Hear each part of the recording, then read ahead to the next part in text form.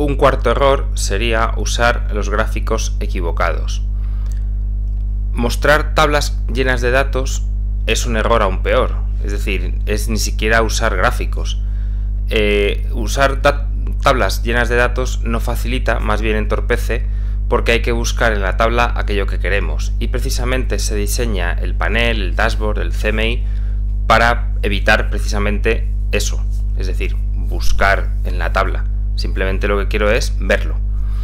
Los gráficos son más compactos, son rápidos de comprobar, muchas veces permiten ver patrones en los datos, aunque hay que saber interpretar un gráfico. Y como otro punto débil de los gráficos sería que tienen generalmente menos precisión. Leer el número es más preciso que estimar la altura de una barra en un gráfico de barras, por ejemplo. Como solución, bueno, respecto a saber interpretarlos, pues es que la persona que lo lee tiene que tener ese conocimiento, pero que tampoco es muy complejo, se aprende en la EGB o en primaria y en secundaria. La siguiente tabla que veis aquí compara en un código de colores: de verde sería bueno, amarillo regular y rojo malo, pues diferentes características de cada gráfico. Evidentemente aquí he añadido cierto grado de subjetividad, porque a lo mejor a mí me parece más sencillo y a otro le puede parecer más complicado, ¿no? En la columna de la izquierda tenéis diferentes características: compacidad, o sea, un gráfico que resulta compacto; velocidad de comprobación o chequeo; claridad del gráfico; precisión del gráfico; y familiaridad del gráfico. Es decir, estoy acostumbrado a ver ese tipo de gráficos o es un gráfico que me resulta más extraño. Realmente, por ejemplo, en familiaridad veis que yo creo que todos los gráficos que he puesto son familiares a todo el mundo. Gráficos de puntos, gráficos de líneas, gráficos de barras, tarta o sectores, áreas, agujas, son los velocímetros estos que habéis visto antes en alguna imagen, y gráficos de mapas. Por ejemplo, todos más o menos tienen un punto verde en cualquiera de las características, pero por destacar, pues los gráficos de puntos, de tarta, áreas, agujas y mapas son menos precisos que los de líneas o barras. Y bueno, la claridad de exposición de un gráfico en puntos, áreas,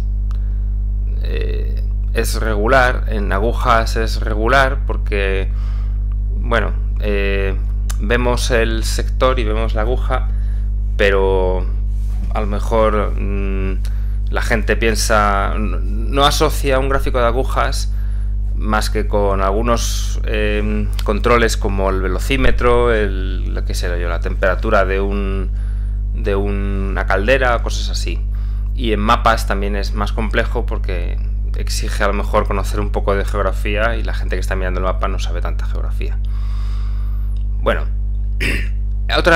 otro error típico es un mal uso del color. Esto ocurre cuando abusamos de colores muy intensos o saturados.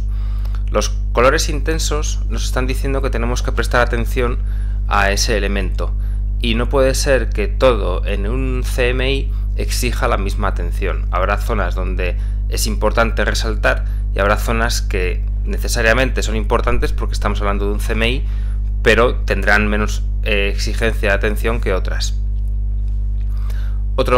Esto también ocurre cuando usamos diferentes colores para el mismo elemento en diferentes gráficas. Es decir, si yo estoy mirando en unas gráficas de líneas las diferentes tendencias de mis productos y, por ejemplo, tengo un ordenador de una marca o un producto imaginaos que somos una compañía de ordenadores que vendemos tablets, teléfonos, portátiles y ordenadores de mesa.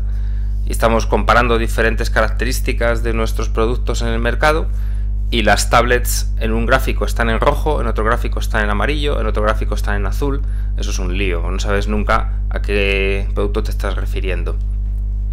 Otro caso en el que ocurre un mal uso del color es cuando asignamos colores aleatorios a elementos que siguen una secuencia. Tiene más sentido utilizar diferentes tonalidades. Es decir, yo estoy en el ejemplo anterior mostrando alguna característica que evoluciona en el tiempo de mi producto estrella, y resulta que según avanzan los meses, enero, febrero, marzo, abril, el producto estrella frente a otra serie de medidas o otra serie de productos, va cambiando de color.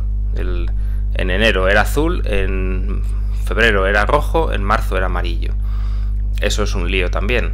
Tiene más sentido que, si queremos hacerlo en un desvanecido, por ejemplo, pues pongamos un azul oscuro en enero, un azul menos oscuro en febrero, un azul más clarito en marzo, etcétera, etcétera.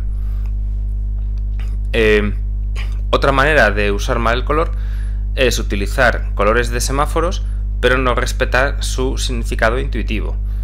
Es evidente, ¿no? Igual que hemos puesto aquí en este gráfico un código de semáforos y tiene intuición, pues no hace falta decir mucho más. Rojo, peligro, parar, etcétera. Amarillo, precaución, intermedio, verde, tranquilidad, bonanza, seguir. En fin, ese es el significado intuitivo de los semáforos. Y también puede ocurrir que abusemos de los colores corporativos de la empresa a la hora de imponer ese código de colores en todos los gráficos. Porque si la empresa, pues qué sé yo, tiene un diseño minimalista con pocos colores, nuestros gráficos van a quedar aburridos. Y si es una empresa con muchos colores muy chillones, pues nuestros gráficos van a quedar muy chillones y vamos a caer en el caso 1 de arriba del todo, de la transparencia.